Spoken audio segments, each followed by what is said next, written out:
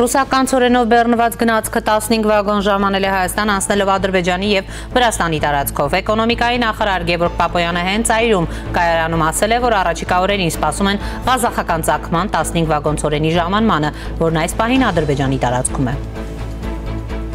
Ռուսաստանի անվտանգության խորհրդի քարտուղար Սերգեյ Շոյգուն վստահ է, Ռուսաստանն էական ներդրում է ունեցել Հայաստանի եւ Ադրբեջանի միջև հարաբերությունների կարգավորման գործում։ Այս մասին նա հայտարարել է ԱՊՀ պետությունների անվտանգության խորհուրդների քարտուղարների 13-րդ հանդիպման ժամանակ։ Մայրաթոռի եւ Ազգին Սրբազանի տեսակետները հովանավանքի արարողության վերաբերյալ չեն համընկնում։ Ինչ է կատարվում Մայրաթոռում։ Քննչական կոմիտեն հաղորդում է ապօրինի զենք զինամթերք հայտնաբերելու եւ շուրջ 3 տասնյակ անձանց ձերբակալելու մասին։ Քարնեգի հիմնադրամի ներկայացուցիչ Գարո Փայլյանը լրագրողների հետ զրույցում հայտարարել է հայ-թուրքական սահմանի բացման գործընթացի ուղղությամբ 26 թվականի հունվարին կամ փետրվարին շատ լավ զարգացումներ կարող է տեսնենք։ Բարև ձեզ, դուք դիտում եք առաջին լրատվականը, ես Սիրանուշ Պապյանն եմ, ուղիղ եթերում քննարկում ենք անցնող ժամերի ամենակարևոր իրադարձությունները։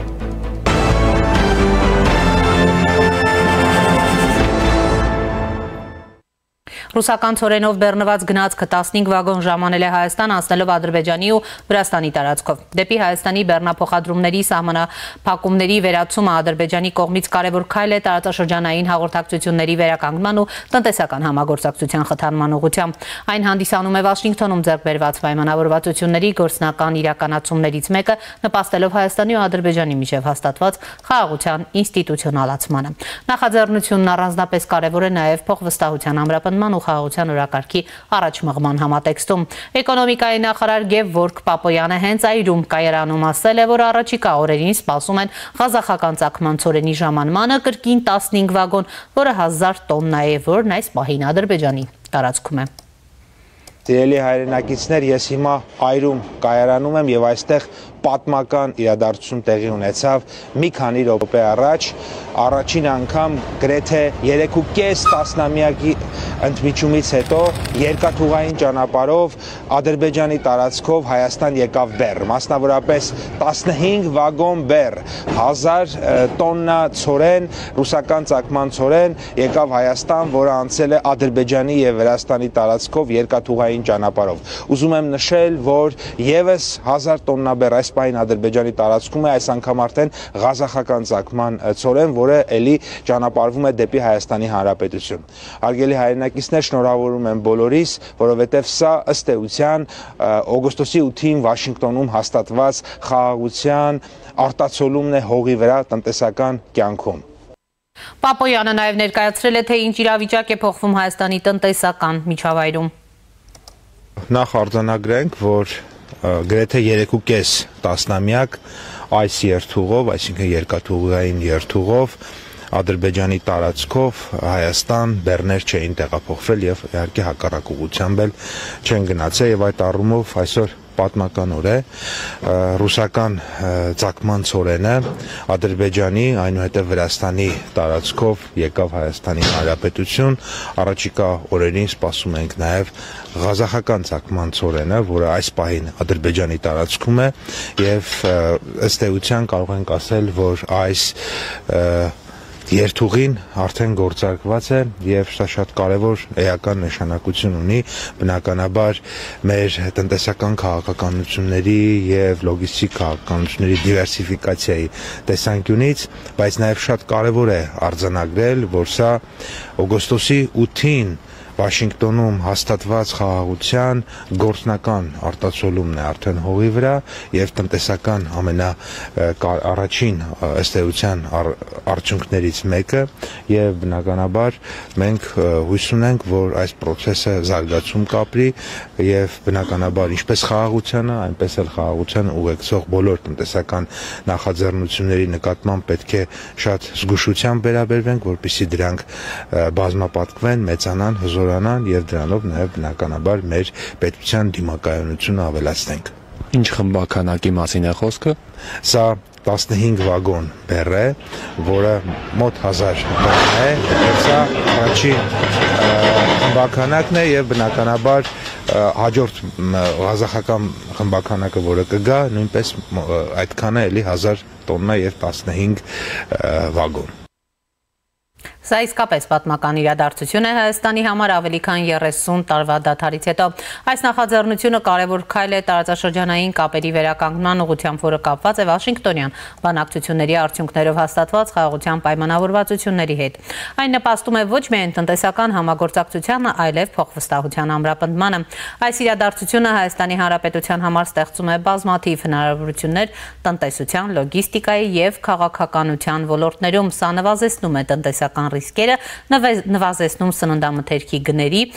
գները հաշվի առնելով, որ Հայաստանը ցորենի ներմուծումից կախվածություն ունի արտաքին շուկաներից։ Ադրբեջանի տարածքով երկաթուղային ուղիներ կրճատելով տարանցիկ ճանապարհները համեմատած Իրանի կամ Սև ծովի ուղիներով։ Սա ավելացնում է տրանսպորտային հզորությունը, թույլ է տալիս ավելի արագ, մինչև 2-3 անգամ եւ էժան, մինչև 20-30% ավելի ցածր ծախսերով բեռնափոխադրումներ իրականացնել։ Սա խթանում է նաեւ տնտեսական համագործակցությանը հիմնվելով Ադրբեջանի կողմից սահմանափակումների վերացման հետ։ Սա նաև նպաստում է կայուն խաղաղության ինստիտուցիոնալացմանը, բացում դուռ տարածաշրջանային ինտեգրացիայի համար եւ կարող է հանգեցնել նոր ներդրումների, օրինակ ենթակառուցվածքների զարգացմանը։ Ռուսաստանի եւ Հայաստանի միջև Ադրբեջանի եւ Վրաստանի տարածքով երկաթուղային հաղորդակցության բացումը իրական ներդրում է դարձել Հարավային Կովկասում խաղաղության հաստատման գործում, հայտարարել է Ռուսաստանի Դաշնության փոխվարչապետ Ալեքսեյ Օվերչուկը։ Ողջունում ենք Ադրբեջանի Հանրապետության ու Վրաստանի տարածքով Ռուսաստանի Դաշնության եւ Հայաստանի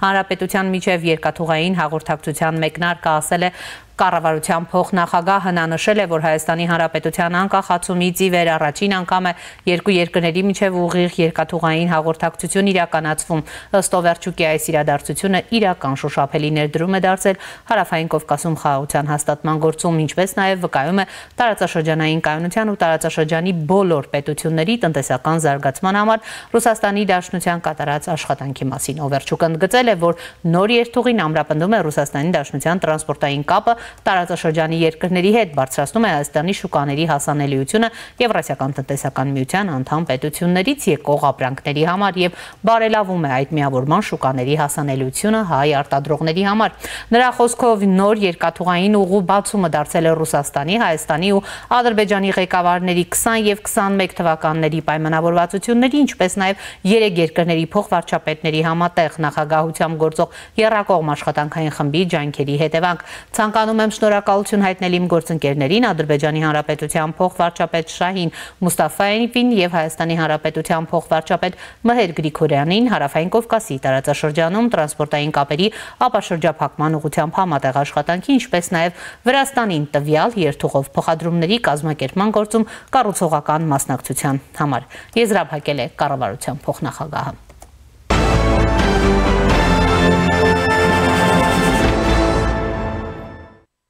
Ռուսաստանի անվտանգության խորհրդի քարտուղար Սերգեյ Շոյգուն վստահ է, Ռուսաստանն էական ներդրում է ունեցել Հայաստանի ու Ադրբեջանի միջև հարաբերությունների կարգավորման գործում։ Այդ մասին նա հայտարարել է ԱՊՀ պետությունների անվտանգության խորհուրդների քարտուղարների 13-րդ հանդիպման ժամանակ։ Մոսկվան ձգտում է Հայաստանի եւ Ադրբեջանի միջև իրադրության կայունացման, ինչպես նաեւ հայ-ադրբեջանական հարաբերությունների կարգավորման, ասել է նա։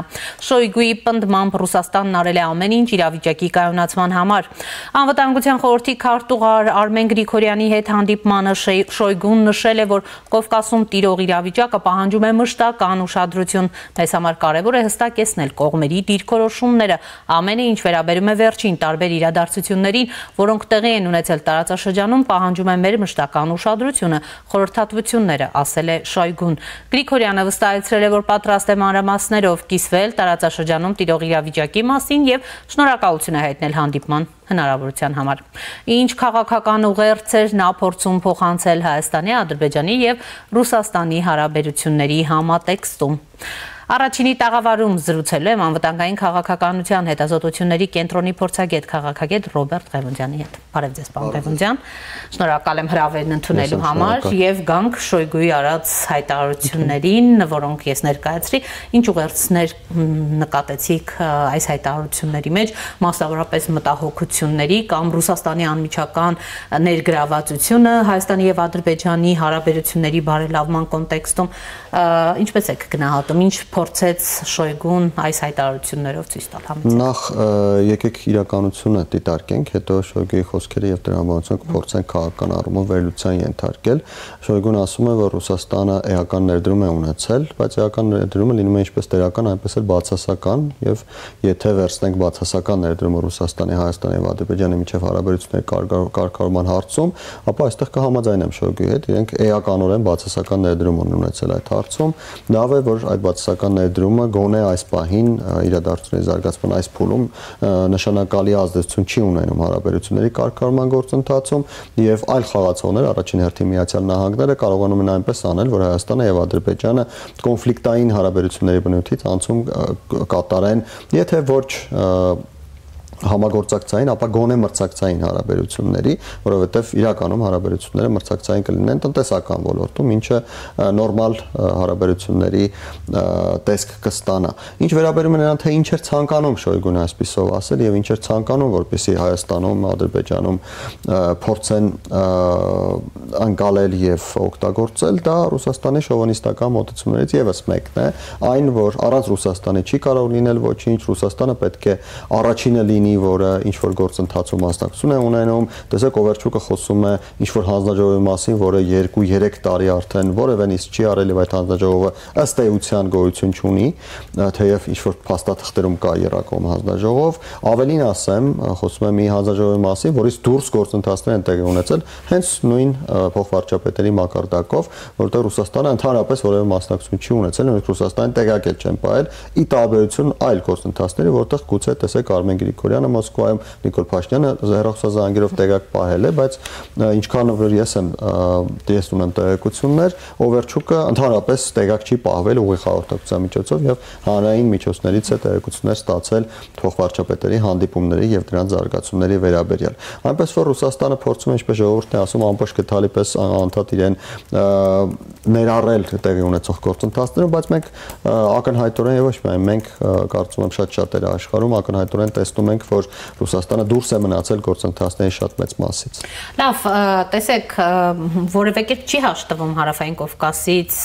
դուրս մնալ գործընթացի հետ։ Ըստ էության այսպիսի հայտարարություններ անդադ շեշտելով իրենց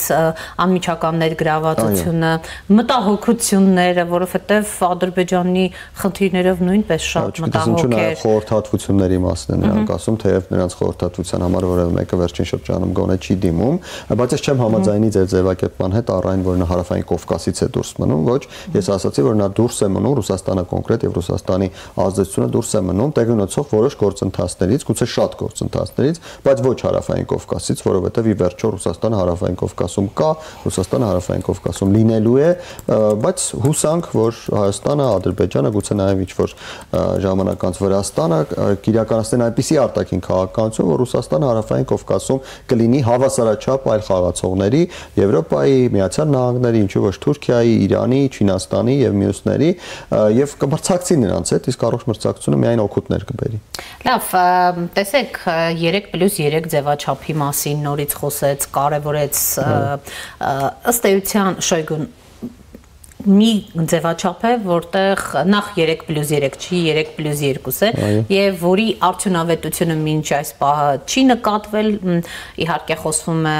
հաջորդ հանդիպումը այստեղ կամ Բաքվում անցկացնելու մասին, այսպիսի ձևաչափով առհասարակ ինչու է Ռուսաստանը անընդհատ այս 3+3 ձևաչափը փորձում կարևորել, սրանով նույնպես փորձում է ցույց տալ իր այսպես կոչված կարևոր դերակատարումը գործընթացներում։ Ոչ թե փորձում է ցույց տալ, այլ փորձում է դուրս չմնալ գործընթացներից, հնարավորինս ավելի շատ գործընթացներից, որտեղ հնարավոր է։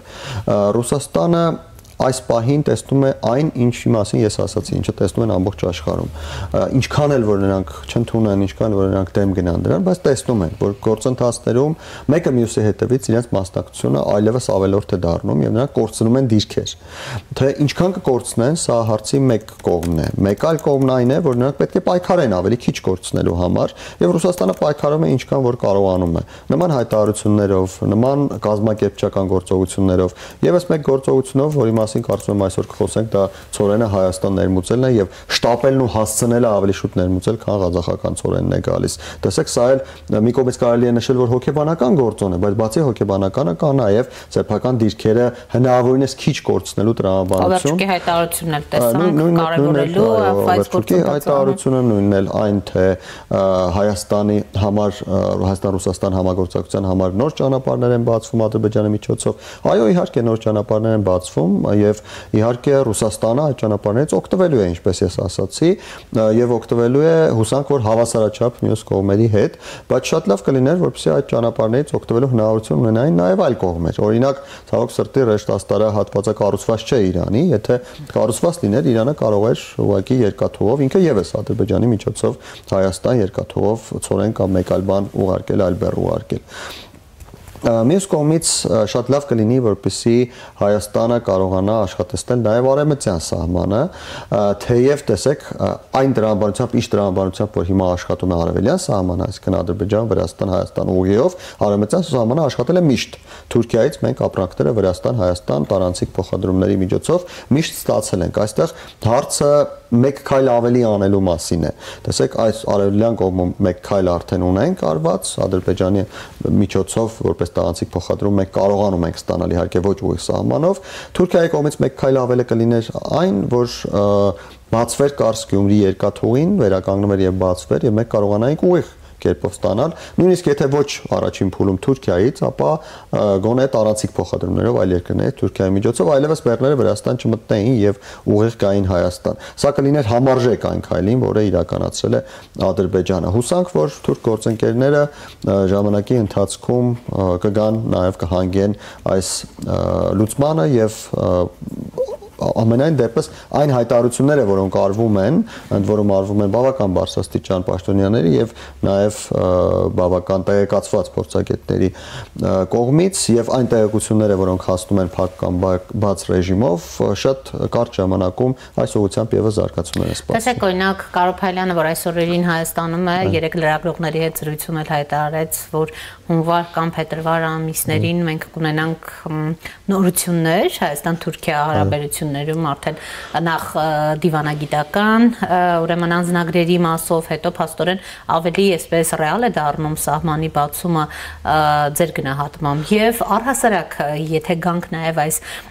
ծորենի պատմական իրադարձությամբ Պարոն Ղաբոդյան, ձեր գնահատմամբ սրանք երկարաժամկետ թե կարճաժամկետ գործընթացներ են։ Այս հարցը հիմա շատ է քննարկվում, սա ավելի քաղաքական լուծում է,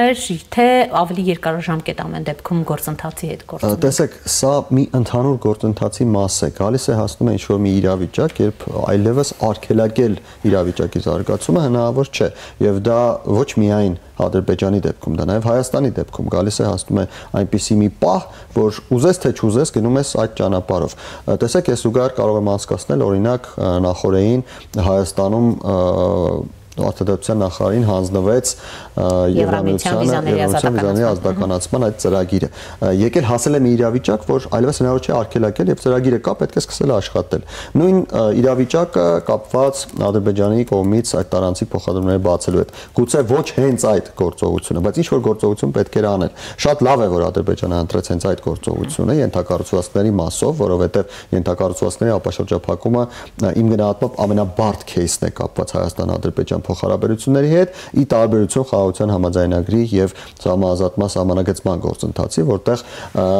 մոտավորապես կողմերի տեսակետները նույնն են, ինչ որ շեղումներով այս կողմ կամ այն կողմ, ենթակառուցվածքների հարցում այդպես չէ։ Եվ լավ է, որ Ադրբեջանը այդ քայլը արեց հենց ենթակառուցվածքների քեյսում, ինչը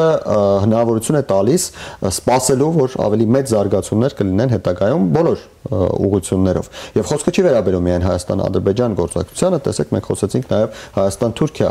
գործընթացի որոշակի զարգացման մասին։ Այստեղ եւս բավական մեծ հնարավորություններ կան, եւ այդ հնարավորությունները Հայաստանը ինքը առաջինը պետք է փորձի օգտագործել, այնպես չէ, որ մենք պետք է նստենք, սպասենք, որ թուրքերը հասկանան, որ քայլ է արվել, որ իրենք իրենց քայլն անեն։ Իմ գնահատմամբ իհարկե որոշակի առումով այստեղ աշխատանք իրականացվում է, այն որ պետք է թուրքերի հետ խոսել, թուրքերին ցույց տալ, որ տեսեք Ադրբեջանի Ադրբեջանի կողմում մենք ունենք զարգացումներ, եկեք ձեր կողմում էլ ինչ-որ մի բան անել, եւ գուցե իսկապես Կարո Փայլյանը, ով Երևանում է եւ իմիջիայլոց նշեմ, որ ես հանդիպել եմ նրան Երևանում, Կարո Փայլյանի ունեցած տեղեկությունները համադրելով այլ աղբյուրների ստացված տեղեկությունների հետ, գուցե իսկապես մենք 2026 թվականը դիմավորենք դրական լուրերով։ Տեսեք, պարոն Ղևոնդյան, ըստ էության կա մի իրավիճակ, երբ դուք էլ խոսեցիք Եվրամիության վիզաների ազատականացման, այսինքն իրավիճակ, երբ այլևս հնարավոր չէ արգելակել եւ պետք է գործընթացը առաջ գնա, եւ կարեւորը Հայաստանի քայլերը։ Երբ դա դիտարկում ենք Հայաստան-Թուրքիա հարաբերությունների կոնտեքստում, տեսեք, վարչապետն էր Թուրքիայում, փաստորեն անձամբ է հրավիրել Էրդողանին Հայաստան, թեև գիտենք Հաջիևի մակարդակով, որ Ալիևը դժվար թե ներկա լինի, Էրդողանից դեռ պատասխան չկա, նրա այցը կարող է ընդհանուր առմամբ իրավիճակ փոխել եւ որքանով է հավանական համարում նրա ներկայությունը այստեղ։ Բավական մեծ հավանականություն կա, որ Էրդողանը կգա Հայաստան, կա որոշակի հավանականություն, որ փոքր, բայց որոշակի հավանականություն, որ կարող է նաեւ Ալիևը Հայաստան գալ, դա կապված է իմ գնահատմամբ խաղաղության համաձայնագրի հետ, ոչ ոք չի ասել, որ խաղաղության համաձայնագրի եթե ստորագրվի Ալիևը չի գա Հայաստան,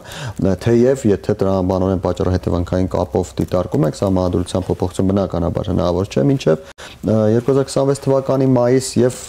ադրբեջանցիները հայտարարել են, որ մինչև չեն ստորագրելու, բայց կա հավանականություն, որ այնուամենայնիվ Ադրբեջանում միտքը կփոխեն կապված այլ գործոնների հետ, հիմա չթվարկենք դրա մասին շատ ենք խոսել եւ կարող է նաեւ Ալիևը գալ Հայաստան, բայց Էրդողանի գալու հավանականությունը բավական մեծ է, թե ինչպես դա կանդրադառնա հայ-թուրքական հարաբերությունների վրա շատ մեծ կախվածություն կունենա նրանից, թե նա ինչպես կգա Հայաստան, արդյոք կգա ինքնաթիռով, թե օրինակ կգա ցամաքային սահմանով, որովհետև նա կարող է գալ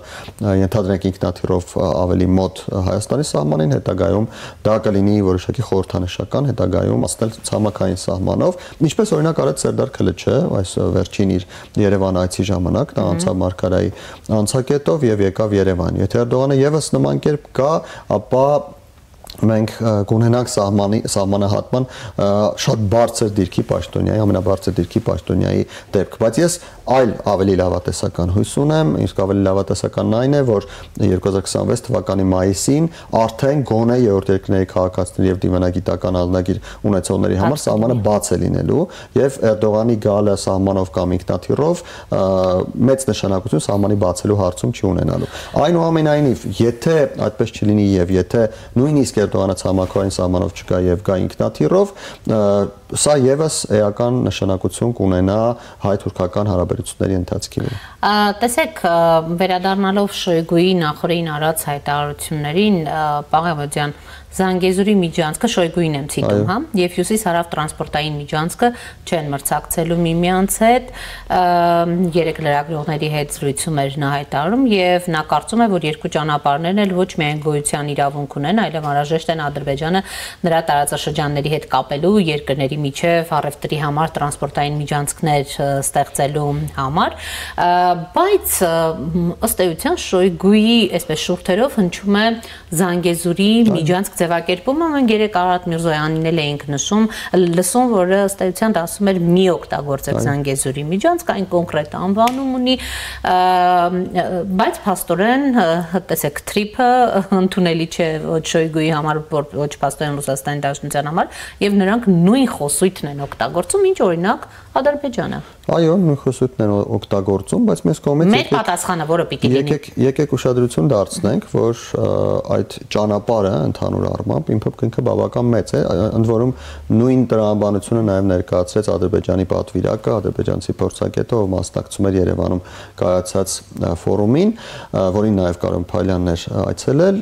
եւ նա ասաց, որ այդ ճանապարհը շատ մեծ է, սկսվում է Ադրբեջանի խորքերից եւ գնում է մինչեւ Թուրքիա եւ մեր հատվածում մենք կարող ենք այն կոչել այնպես ինչպես ցանկանում եք եւ իսկապես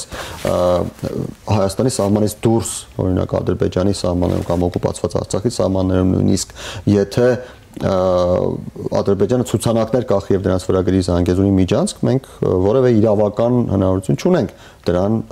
ուրեմն հակազդելու։ Խոսքը մեր տարածքում գտնվող հատվածի մասին է, որին վերաբերյալ Շայգուն միտումնավոր է փորձում օգտագործել Զանգեզուրի միջանցք բառակապակցությունը կամ այդ արտահայտությունը, ակնհայտ է, որ այն բացատրությունը, որը տալիս են օրինակ ադրբեջանցիները, չի համընկնում այն օգտագործված ձևաչափի հետ, որը փորձում է անել Շայգուն, բայց Շայգուն միտումնավորները դա անում ակնհայտորեն, որպեսզի որոշակիորեն ազդի Հայաստանի քաղաքական դաշտի վրա։ Մենք գիտենք, որ Ռուսաստանը էական սպասումներ ունի, հատկապես նախընտրական ժամանակաշրջանում գիտենք, որ Ռուսաստանը ունի քաղաքական ուժեր Հայաստանի ներքաղաքական դաշտում, ում պետք է ինչ-որ բան տալ, որ նրանք կարողանան օգտագործել Հայաստանի իշխանությունների դեմ, եւ նման հայտարարությունները, նման մոտեցումները շատ մեծ հավանականությամբ ուղերձ են, որ հետագայում Հայաստանի ներսում գործող հակաիշխանական, որոշ դեպքերում նաեւ հակապետական, բայց ոչ բոլոր դեպքերում ուժերը վերցնեն դրանք եւ դրանք օգտագործեն ընդդեմ Հայաստանի իշխանությունների հոգուտ Հայաստանի հասարակության մեջ ռուսամետ տրամադրությունները ավելացնելու։ Ընդ որում ես մի հետաքրքիր բանի անդրադառնամ այս համատեքստում, շատ հետաքրքիր է, որ օրինակ Ռուսաստանի նախագահը պարգևատրելով Նախիջևանի հայ առաքելական եկեղեցու թեմի առաջնորդին եւ նման հայտարարությունները նաեւ Շոյգուի կողմից Զանգեզուրի միջանցքի եւ այլն եւ Օվերչուկի կողմից նման հայտարարությունները անելով նրանք իսկապես կարծում են թե Հայաստանի Հանրապետությունում էականորեն փոխում են իրավիճակը, այսինքն օգուտ են տալիս այն ուժերին կամ հասարակության հատվածներին, որոնք ռուսամետ տրամադրություններ ունեն։ Նրանք չեն պատկերացնում գուցե տեղեկատվության պակասի պատճառով, գուցե սեփական վերլուծական հնարավորությունների շատ նվազ լինելու պատճառով, ընդ որում նույն բանը մենք տեսնում ենք նաև օրինակ բանավիճելուց ռուս փորձագետների հետ, նրանք չեն պատկերացնում, որ Հայաստանի Հանրապետությունում այն փոքր խմբակը, որի մասին խոսում էին Սամվել Կարապետյանը եւ խոսում են նրան աջակցող ուժերը, իսկապես ունեն ժողովրդի աջակցությունը։ Նրանք կարծում են, թե Հայաստանի իշխանությունները ինչ որ կերպ կարողացել են ինչ որ մեկի օգնությամբ իշխանություն ստանալ, բայց Հայաստանի ժողովուրդը դա չի ցանկանում, Հայաստանի ժողովուրդը ցանկանում է պուտինական իշխանություն Հայաստանում եւ նրանք էլ նման գործողություններով փորձում են աջակցել, որպեսզի Հայաստանում քաղաքական ուժերը կարողանան հավաքագրել ժողովրդի մեծ մասին։ Չեն պատկերացնում, ճիշտ չեն վերլուծում կամ իրենց ներկայացնում են սխալ տվյալներ։ Նեվսկու շքանշանը իմիջայլոց հատուկ դեպքերում է տրվում հատկապես հայրենիքին պետությանը մատուցած ծառայությունների համար, ես դրաս ինչ ծառայություններ է մատուցել, տալ հայ առաքելական եկեղեցու ներկայացուցիչին Նեվսկու շքանշան այն պայմաններում, որ Հայաստանի Հանրապետությունում կա իշխանության ներկայացուցիչների եւ եկեղեցու որոշ ներկայացուցիչների միջև հակասություն, դա նշանակում է օգնություն ցույց տալ հայ առաքելական եկեղեցու այդ ուրեմն ներկայացուցիչներին, որի շուրջ ըստ Ռուսաստանի պաշտոնյաների, ըստ բարձրաստիճան ներկայացուցիչների եւ նաեւ ըստ փորձագետների, ում հետ որ մենք շատ դեպքերում շփվում ենք, բանավիճում ենք, որի շուրջ ժողովուրդը պետք է համախմբվի եւ դա հնարավորություն կտա Հայաստանի իշխանություններին հեռացնել կամ ընտրություններում հաղթել կամ նման մի բան։ Սա այն մտածելակերպն է, որը գերիշխում է Ռուսաստանում, այսինքն նրանք դա ցուցադրաբար անում են ոչ թե զայրացնելու համար Հայաստանի հասարակությանը, նրանք իսկապես կարծում են, որ այսպես նրանք Հայաստանի հասարակությունը մոբիլիզացնում են։ Կրեմլի օգնությունը մայրաթոռին էր տվյալ դեպքում տալով այդ պարգևատրումը։ Ոչ, մայրաթոռը գուցե այդպես ուղիղ հասցեատերն է, բայց կամ ներկայացվող հասցեատերն է, բայց իրական հասցեատերը ըստ Կրեմլի, ըստ այն փորձագետների, ասում եմ, ում հետ որ շփվում ենք, ըստ բարձրաստիճան ներկայացուցիչների Ռուսաստանի։ Այդքան կտրված է, այո, իսկապես այդպես է։ Իրական հասցեատերը Հայաստանի Հանրապետության ժողովուրդն է, որը ըստ իրենց կհասկանա, որ իրենք կանգնած են Գարեգին II կաթողիկոսի մեջքին եւ չի վախենա դուրս գալ փողոց եւ քշել Հայաստանի իշխանություններին։ Օրինակ, այսպիսի տրամադրություններ իրականում Ռուսաստանում կան։ Եթե ամփոփենք, պարոն Ղևոնդյան, քանի որ ընտրություններն էլ սարերի ետևում չեն, 5-6 ամիս ժամանակ է մնացել, դուք անդադ շեշտեցիք Ռուսաստանի գործոնը այստեղ ներգրավվածություն ունենալու եւ որոշակի առումով ազդելու process-ների վրա, որքանով հնարավոր կլինի իրավիճակի վրա ազդեցություն ունենալ։ Իրավիճակի վրա ազդեցությունը այս պահին իրականում, ես չեմ խոսում այն մասին, թե ինչ են իրենք մտածում, իրականում իրավիճակի վրա ազդեցությունը ենթադրում է կարողանալ այնպես անել, որ խորհրդարանում երկրորդ տեղը որևէ մեկը չկարողանա իրենցից փախցնել, այսինքն նորից լինի այնպիսի ընդդիմություն երկրորդ տեղում խորհրդարանական ինստիտուցիոնալ ընդդիմություն, որը կունենա ռուսամետ տրամադրություններ։ Իհարկե, սա այն իրական քաղաքական հնարավորություններն է, որը ունեն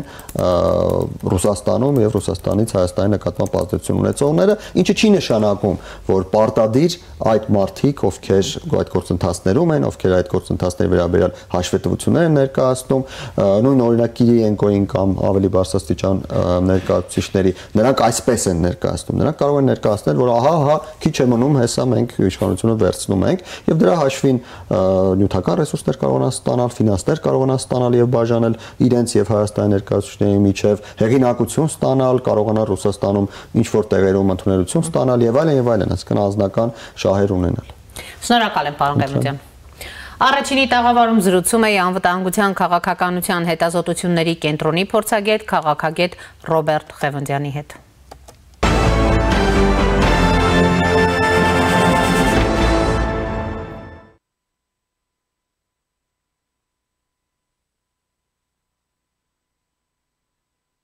Մայրաթոռում ընթանում է Գերագույն հոգևոր խորհրդի ժողովը քննարկման առանցքում, ինչպես նշված է հաղորդագրության մեջ, իշխանությունների հակաեկեղեցական արշավն են կարող է տևել 4-ից 5 օր։ Մայրաթոռի տեղեկատվական համակարգի տնօրեն Տեր Եսահի Քահանա Արթենյանը նշել է, թե կարգապահական հանձնախումբը քննարկում է Տեր Տարոնի եւ Տեր Թադեի կարգապահական հարցերը, թե ինչ որոշում կընդունվի Տեր Եսահին չի մանրամասնել։ Հիշեցնենք, որ Թալինի հոգևոր հովիվ Տեր Թադեն Հովանավանքում մասնակցել է կարգալույց քահանա Ստեփան Ասատրյանի մատուցած պատարագին։ Բացի այդ, վերջին շաբաթներին Տեր Թադեն Facebook-յան իր էջում մի շարք գրառումներ է արել, աջակցություն հայտնելով կարգալույց արված քահանայի հայտարարություններին ու գրառումներին։ Հաղարծնի քահանա Տեր Տարոն Քահանաունանյանը եւս աջակցություն է հայտնել կարգալույց հռչակված քահանային։ Հայաստանի վարչապետ Նիկոլ Փաշինյանը հայտնել է, որ այս կիրակի մասնակցելու է Թալինում Տեր Թադեի մատուցած պատարագին։ Բալթյան երկրների հայոց թեմի առաջնորդը Ազատություն ռադիոկայանի հետ զրույցում ուշագրավ հայտարարություններ է արել։ Մինչ Մայրաթոռը պաշտոնական հաղորդագրությամբ սրբապիղծ բեմականացում է համարում, Վազգեն arczepiskopos Միրզախանյանն անվանում է պատարագ, խոսքը Հովանավանքում կարգալույց քահանայի կատարած ծեսի մասին է։ Վարչապետը ազատ է, վարչապետը ինչպես Հայաստանի ցանկացած քաղաքացի իրավունք ունի մասնակցելու ցանկացած տեղ պատարագների, հոգևոր հարարողության, մենք ազատ երկրում ենք եւ բնականաբար կարող են գնալ ու մասնակցել ցանկացած մարդու որոշումն է սա։ Ազատության հետ զրույցում ասել են հարցին սա պատարագ է, ըստ ձեզ Սրբազան Վազգեն Սրբազանը արձագանքել է պատարագ չի։ Հիսուսը ասում է, որտեղ իմ անունով 2-3 հոգի հավաքվում են, ես այնտեղ եմ։ Հիմա դրա անունը կդնեք պատարագ, ժամերգություն, թե հոգևոր երաժշտության օր, դա տարբեր է։ Վազգեն arczepiskoposi տեսակետը ստացվում է տարբերվում է Մայրաթոռի պաշտոնական տեսակետից, Էջմիածին հայտարարություններն անվավեր էր համարում, նշում, որ Հովանավանքը պիտի վերասրբագործվի։ Վազգեն Սրբազանը մի պատմության մեջ ընկավ Նիկոլ Փաշինյանի եկեղեցիների չուլանացման վերաբերյալ հայտարարությունից, այսինքն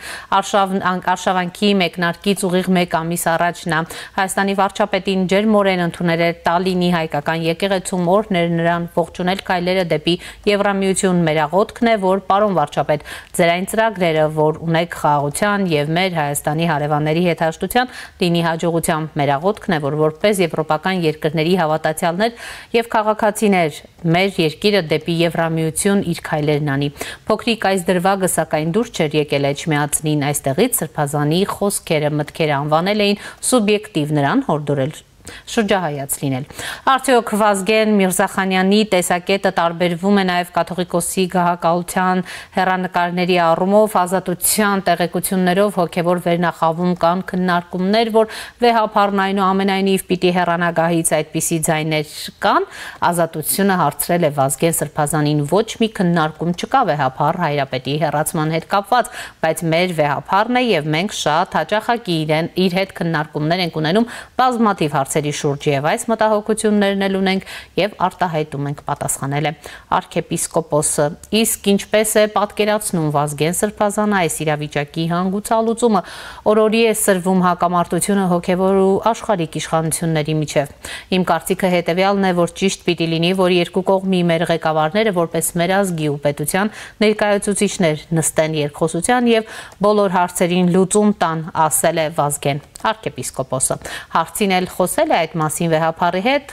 arczepiskopos-ը հրաժարվել է պատասխանել։ Իրեւ հոգևոր ժողովի մյուս անդամները հրաժարվել են հարցազրույցից։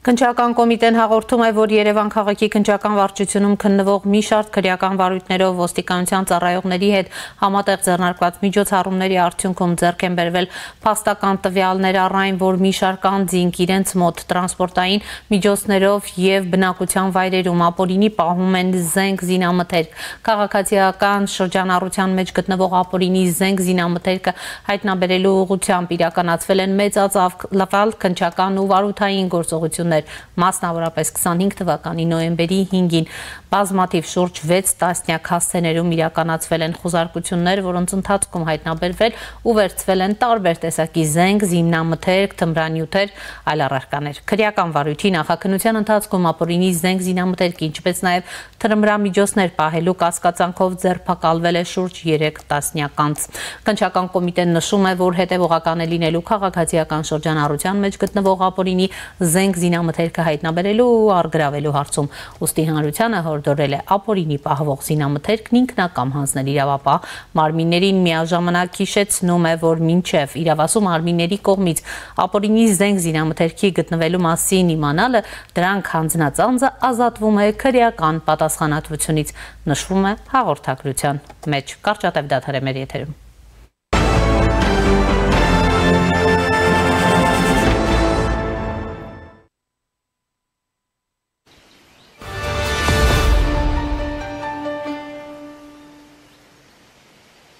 Ջերուսման սեզոնին ընթരാճ մեծ ակցիա իդեալ համակարգում։ Իդեալ համակարգը ներկայացնում է նոր խնայողության բանաձև։ Ջերուսման ամբողջական խնայող համակարգ, գումարած 100,000 դրամ արժողությամբ սերտիֆիկատ, բաժանած 18 ամիսների հավասար է 0% տոկոսադրույք։ Այսինքն ձեռք բերելով Ջերուսման ամբողջական խնայող համակարգ մատչելի գնով ստանում եք 100,000 դրամի սերտիֆիկատ իդեալ համակարգի կողմից։ Իսկ վճարումը կարող եք կատարել ապառիկ 18 ամիս առանց որևէ տոկոս վճարելու։ Կան տարբերակներ, կա իդեալական տարբերակ։ Մանրամասները idealsystem.am Իդեալ համակարգ 28 տարի դեպի կատարելություն։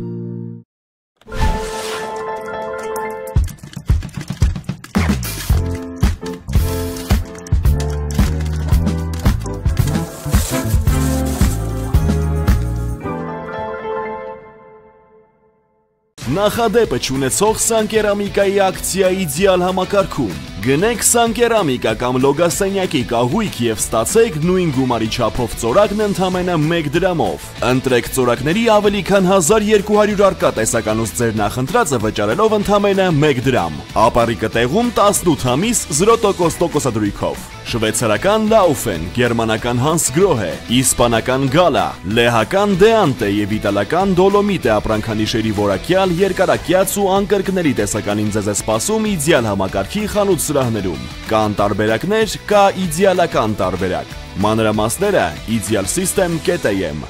Իդեալ համակարգ 28 տարի դեպի կատարելություն։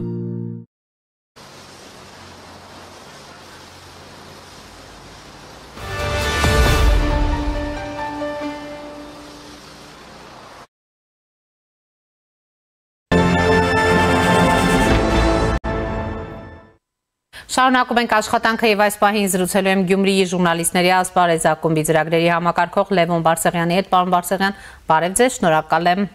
միանալու համար։ Եվ այսպես, գիտեք, այս օրերին Մայրաթոռում ընթանում է հոգևոր ժողով, այն կտևի 4-5 օր, գիտեք, որ այս գերագույն հոգևոր խորհրդի ժողովի օրակարգում է նաև վերջին օրերին Տեր Տարոնի եւ Տեր Թադեի կարգապահական հարցերը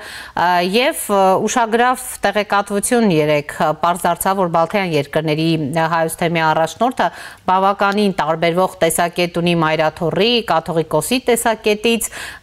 ըստ էության Հովանավանքի պատարակն էլ պատարակ է համարում ի տարբերություն օրինակ Մայրաթորի, որը ապօրինի գործողություններ այն որակում հաշվի առնելով այսպիսի հարցազրույցները հայտարարությունները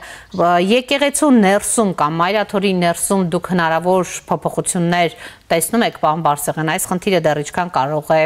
շարունակվել, հնարավոր է օրինակ հոգևորականների մի խումբ ուրեմն իսկապես կարողանա իրավիճակի վրա ազդեցություն ունենալ, համեցեք։ Շնորհակալություն, շուտով երևի ժամանակը կգա, որ որոշ համալսարաններում մայրաթորագետների ամբիոն բացվի, մայրաթորագիտության ամբիոն, պարոն Փաշինյանը զորով շարով որոշ մարդկանց տանում է այդ ուղղությամբ, չգիտեմ ինչու, կարող էր դրանով չզբաղվել, բայց ինչ որ է, կա այն ինչ որ կա։ Ինձ թվում է, որ շատ վաղուց ավելի ճիշտ տեղեկություններ ունեմ, որ հայ առաքելական Սուրբ եկեղեցու ներսում որոշ հոգևորականներ որպես կանոն դժգոհ են եղել այս կաթողիկոսից, անկախ այս վերջին զարգացումը, կուսակրոնություն եւ այլն եւ այլն։ Եվ դա ընդհանրապես նորություն չէ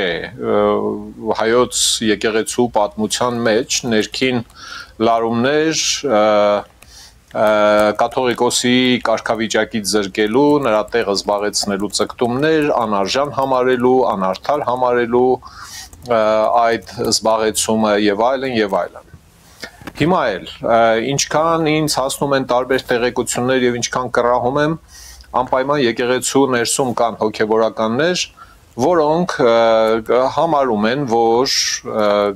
կաթողիկոսը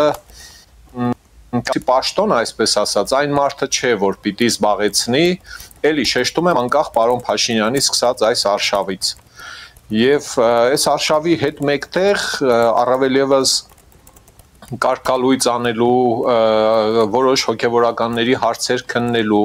հոգևոր խորհրդի այս նախաձեռնությունների ինտենսիվացումը հուշում է, որ ըստ ամենայնի լարումները քանի գնում աճում են հայ առաքելական Սուրբ եկեղեցու ներսում, Մայրաթորում, նաև ու ամենայն հավանականությամբ այս լարումները այս անգամ արդեն հնարավոր չի լինի մարել հոգուտ գործող կաթողիկոսի Գարեգին Ներսիսյանի։ Սա իմ ենթադրությունն է, չգիտեմ ինչքան է տևելու, մինչև հասնի գագաթնակետին, մինչև հասկացվի, որ այնուամենայնիվ ճիշտ կլինի, որ եկեղեցին ռեֆորմ անի իր ներսում կամ կոնե սկսի լրջորեն վերաբերվել այն կանոնագրքին, որը իրենց համար համարվում է լրջագույն փաստաթուղթ ներքին անցուդարձի, վարքուբարքի բանի տեսանկյունից։ Հիմա դատելով պարոն Փաշինյանի պատարակասիրության անակնկալ պորտկումից ենթադրվում է, որ բոլոր հնարավոր առիթները օգտագործելու է Հայաստանի տարբեր հատվածներում տարբեր հոգևորականների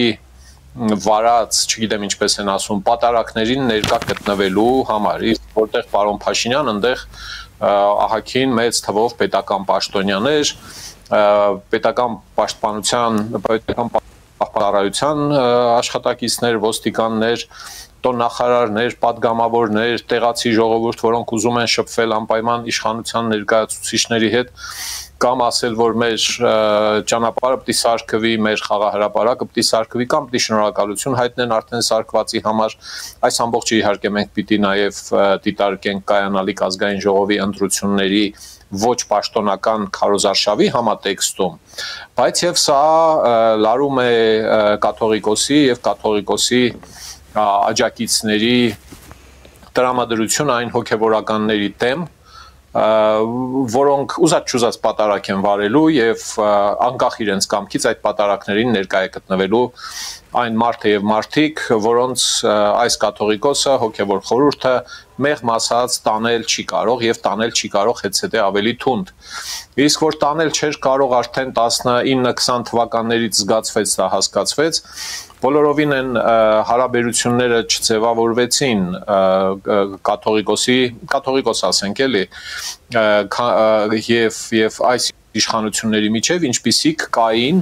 նախկինում կաթողիկոսի եւ Սերժ Սարգսյանի միջև, կաթողիկոսի եւ Ռոբերտ Քոչարյանի միջև եւ այլն։ Ու բանը Ես հասկանում եմ կղերական, պահպանողական, ծայրահեղ պահպանողական եւ հետադիմական մի այնպիսի կառույց, ինչպիսին է Հայ առաքելական Սուրբ Եկեղեցի կրոնական կազմակերպությունը, պիտի որ փիլիսոփայորեն գուցե դրամաբանորեն անհանդուրժելի համարեր ժողովրդական հեղափոխությունը ընդհանրապես Հայաստանի Հանրապետությունում։ Սա կարծես թե խախտում է այն ռեժիմը, ինչին սովոր է եղել Հայ առաքելական եկեղեցին տարեր շարունակ, ով իշխանություն է, թող որ միշտ իշխանություն լինի։ Եկել մեզ տիրել են, թող որ շարունակեն գոնե այդպես պահպանվի, մենք մեր դիրքը ունենանք, պահենք, հանկարծ մեր խաթրին չկպնեն, իսկ եթե փորձեք պատկերացնել նաև, որ իշխանությունը հանկարծ սկսեր լուրջ վերաբերվել հարգային, մաքսային, աշխատանքային օրենսդրության տեսանկյունից, առնվազն կոնե այս 3 ռեժիմների տեսանկյունից այս կրոնական կազմակերպությանը ընդհանրապես Էջմիածինը կարող էր այս իշխանություններին հայտարարել որպես ազգի թշնամի, պետության թշնամի, անկախ նույնիսկ այս պատերազմը լինել չլինելը։ Հիմա այս իշխանությունը իրականում խոշոր հաշվով ոչ մի վատ բան չի արել, էլի եկեղեցուն։ Հասարակ գյուղացին հողի հարկը վճարում է, եկեղեցին իր ունեցած 600-700 անշարժ գույքի համար չի վճարում, ինչքան հաղորդվում է, հա, այդպես, ինչի պիտի չվճարի, կամ քանի անգամ է աշխատանքի տեսչությունը ստուգել, թե Հայ առաքելական Սուրբ Եկեղեցի կրոնական կազմակերպության համակարգում աշխատակիցները բոլորն են արդյոք գրանցված, արդյոք բոլորը գրանցված են այն աշխատավարձի չափերով, որքան իրենք ստանում են, եկամտահարկը ըստ այդմ վճարվում է, թե չի վճարվում, այսինքն շատ հանդուրժողական, սիրալիր, զիջողական խաթրով այս վերաբերվել է Հայ առաքելական Սուրբ Եկեղեցի կրոնական կազմակերպությանը, ինչպես է վերաբերվել են նրան նախկին բոլոր իշխանությունները, այնպես որ այս լարումները ընտրությունների համատեքստում ազգային ժողովի աճելու են ու աճելու են նաև պատարակասիրության կրոնա սևեռման իշխանությունների կրոնա սևեռման այս արշավի շրջանակներում, մյուս կողմից էլ Էջմիածինը հետսետե ավելի մեծ դժվարությամբ է հանդուրժելու բոլոր այն հոգևորականների հարգալից սիրալիր շփումները, հաղորդակցությունը իշխանությունների եւ Փաշինյանի հետ, որոնք փաստորեն մի կողմից չեն կարող այդ շփումները չունենալ։ Հոգևորականը չի ասել, այ Փաշինյանն եկել է պատարակը չմատուցեմ։ Պետք է մատուցի։ Վերջում մոտենում է, ասենք, զրուցում են կամ չգիտեմ, ոտի վրա մի բան են խոսում, չխոսի այդ հոգևորականը, պետք է խոսի, չէ, պետք է շփվի հետը, իսկ սա արդեն վերածվում է անհանդուրժելի մի բանի Էջմիածնի համար սրանից բխած հետևանքներով։ Այնտեղ էլ են հասկանում, որ ըստ երևույթին բոլոր այդ հոգևորականներին կարգալույծ անել չեն կարողանա, բոլոր այդ հոգևորականներին կարգալույծ անելու հիմքեր չեն կարողանա գտնել եւ կարեւոր է եկեղեցականների, հոգևորականների բարձր դասի, երևի մի 20-30 հոգի նկատի ունեմ ես, այնպիսի կարգավիճակ կամ հեղինակություն ներսում, հեղինակություն ունեցող մարդկանց, ինչպիսին է, ասենք թե Աջապահյանը, հա, կամ Վազգեն Պակրատ Գալստանյանը, այնպիսի ման իհարկե ներսում, նրանց մեջ ինչպիսի խմորումներ տեղի կունենան, խմբավորում կլինի, պառակտում կլինի, կամ փակ կերպով, հավանաբար փակ կերպով կաթողիկոսին կասեն չի լինում, էլի պարոն ներողություն, վեհապար են ասում իրանք, արի գնա հանգստի, էլի մի պատճառ հորինենք, հիվանդություն, հետո չգիտեմ ինչ, առողջական վիճակ է, էսեն է, գոնե կարողանանք խաղաղությամբ լուծել այս հարցը, կարող է եւ հանկարծ կոշտ լինել եկեղեցու ներսում մի քանի ազդեցիկ հոգեվորականներ, որոնք հավատարիմ են կանոնակարգին, էթիկան պահում են, կարող են ասել չի լինի այսպես, ճիշտ է, այս հանգամանքների բերումով դուք կաթողիկոս լինել չեք կարող, արեք թարգտանք, այս թշնամությունը վերացնենք եւ այլն եւ այլն, բայց սա խնդիրը ամբողջությամբ չի լուծում ըստիս, որովհետեւ այն կարևոր մասը, որը նշեցի ես, որը ինձ է հետաքրքրում, այս մասը ինձ քիչ է հետաքրքրում ճիշտն ասած, ինձ հետաքրքրում է, որ կրոնական կազմակերպությունները լինեն հարկատու, հաշվետու, թափանցիկ, այնպես ինչպես օրինակ հասարակական կազմակերպություններն են եւ մի շարք կազմակերպ, ինչպես պետական իշխանության մարմիններն են օրինակ, իհարկե այդ մագարտակի չէ, այնտեղ որոշ բաներ կան, որ բանը պետական իշխանության հետ համեմատելը սխալ է, բայց հարգուտուր կմարտավարի վճարեք, արտոնություններ չպիտի ունենաք, եթե ինձ մնա, էլի, հա, շատ վաղուց։ Այս 7 տարին չէ որ ես ասում եմ, 20-25 տարուց ավել ես խոսում եմ այս մասին։ Չպիտի ունենան արտոնություններ, մաքսային, հարկային, ավելացված արժեքի հարկի եւ այլն եւ այլն։ Բոլոր ֆինանսական շարժերը պիտի լինեն հստակ արձանագրվող, արձանագրվում են բնականաբար, հա, իսկ կանխիկները բոլորը հստակ հաշվիչ տրամարկային մեքենաներով ֆիքսվող, բոլոր այն տեղերում, որտեղ որևէ կրոնական կազմակերպություն ֆինանսական շարժ ունի, որևէ ամբողջը պիտի ՀԴՄ-ներով ֆիքսվի։ Այլապես շատ անարդար է տեսնել, թե ինչպես շատ փոքր բիզնեսի տեր մարդիկ ստիպված են այդ ամբողջը անել, իսկ այս հսկա կառույցը, որը ահռելի թվերի շրջանառություն ունի, որոշել է, որ պետության մեղքով, պետական իշխանությունների մեղքով որոշել են, որ արտոնյալ է, այդպես չպիտի լինի։ Ահա երբ այս մասով կսկսի պետությունը զբաղվել, այդ ժամանակ գուցե ամբողջ կրոնական կազմակերպությունը նրանք ներսում, ով նույնիսկ քննադատում է ներսում կաթողիկոսին, նրանք էլ կարող է միանան ուրեմն իշխանությունների դեմ ընդվզումներին, փողոքին, դավաճանը, հողատուն, SN-ը եւ այլն եւ այլն։ Ահա մոտավորապես այս պատկերն է ինձ ներկայանում։ Հետաքրքիր է ձեր գնահատմամբ, օրինակ, ինչու Կրեմլը կամ Պուտինը որոշեց նման կարևոր շքանշանով պարգևատրել կաթողիկոսի եղբորը, այստեղ կա ինչ-որ ավելի շատ քաղաքական ուղերձ, թե ոչ, քանի որ գիտենք այդպիսի կարևոր շքանշանները, որ դեպքում եւ ում են հանձնվում։ Հայրենիքի ինչպիսի ծառայության։ Քաղաքական ուղերձները հասկացա։ Ինձ թվում է, որ քաղաքական ուղերձները մի քանիսն են, որովհետև այդ մակարդակում նման պարգևատրումը հրապարակային կերպով իրականացնելը դրա անպայման բան է, քաղաքական գործողություն է։ Հաջորդը, կարող էր արդյոք կաթողիկոսի եղբայրը հրաժարվել այդ պարգևից։ Ինձ թվում է, որ կարող է սխալվում եմ, էլի կներեք, հոգևորականները պիտի պետական պարգևների հետ գործ չունենան, պիտի հրաժարվեն։ Եթե հնարավոր է Աստծո պարգևից խոսել, ինչից խելքս չի հասնում, էլի, այդ ուրիշ հարց է։ Երբ Աստված շնորհ է տալիս ինչ-որ, չգիտեմ, ինչ-որ մի կերպ, եթե կա այդ մեխանիզմը կամ զգում են իրենք այդպիսի մի բան։ Պետական իշխանության ձեռքից պարգևներ ընդունելը անհատական պարգևների մասին է խոսքը։ Մերժելի պիտի լինի։ Այլ բան է, երբ ենթադրենք նոր Նախիջևանի Ռուսաստանի թեմը բարեգործական մանկապարտեզ է ստեղծում այնտեղ, սարքում այնտեղ, չգիտեմ, հայ երեխաների համար կամ ընդհանրապես քրիստոնյա երեխաների համար կամ բոլոր երեխաների համար բարեգործական։ Դիմում է իշխանությանը, ասում է խնդրում ենք այս սննդի, չգիտեմ, այս ինչ բաների ներկրումը հարկային արտոնության տակ տնեք, էլի։ Ես սա հասկանում եմ, դա կլինի պետական շնորհ, պարգև, նվիրատվություն, զիջում, արտոնություն, կրոնական կազմակերպությանը, ոչ թե անհատին կամ թեմի առաջնորդին կամ կաթողիկոսին ասենք։ Նման մի պարգև էլ եղել էր այս Կարեգին Ներսիսյանին, եթե չեմ սխալվում, ժամանակին։ Հա, հիմա այս տեսանկյունից նախ եւ առաջ շատ կուզեի տեսնել հոգեվորականների, մոռանանք ում ախպերն է, ում քերին է, բան եւ այլն, որոնք ընդհանրապես կուլիսային բոլոր խոսակցությունների ժամանակ անկախ պետական իշխանության տեսագից, մարդուց, քաղաքական հոսքի ախպեր մենք Աստծո ծառաներն ենք, մենք պետական պաշտոնյաներից տրվող պարգևներ, անհատական պարգևներ չենք ընդունում, կներեք, հարգում ենք, սիրում ենք, չենք ընդունում։ Նման պարգևները բնականաբար պատահական չեն տալիս, չեն զանգում, ասում կգաք ստեղ գործ կա։ Համաձայնեցնում են, քննարկում են, արդյոք դեմ չի լինի ինքը վերցնել, որ չգա տեղ հասնի քաղաքական ակցիա սարքի հանգարց պարգևատրվողը։ Աշխարհի պատմությունը, նույնիսկ Հայաստանի պատմությունը նման օրինակներ ունի, հա։ Երբ հրաժարվել են պարգևից ու պարգևատրողը, պաշտոնյան նախագահը, չգիտեմ, հա, խայտարակ են եղել, թե այ մարդես։ Այսինքն դրանք նախապես համաձայնեցված գործողություններ են, այնպես պատահական չի լինում, էլի նման պարգևատրումը։ Այսինքն նախապես պարոն Եզրասի հետ քննարկել են դրանք, համաձայնեցրել են, պարոն Եզրասը համաձայն է եղել գալ սիրով ընդունել այդ պարգևը եւ այլն եւ այլն, ինձ թվում է դա հոգեվորականի անելիք չէ, որ արել է։ Քաղաքական մասը նախ եւ առաջ